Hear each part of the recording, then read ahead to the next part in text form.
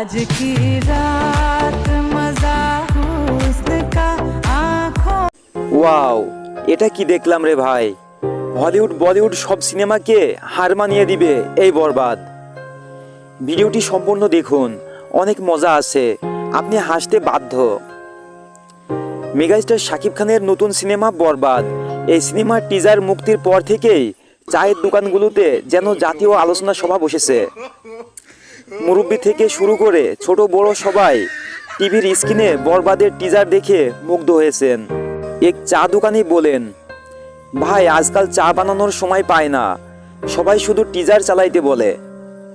এই সিনেমার টিজার দেখে কেউ উচ্ছ্বাসে ফেটে পড়েছেন, কেউ বলেছেন এটা তো হলিউড লেভেলের।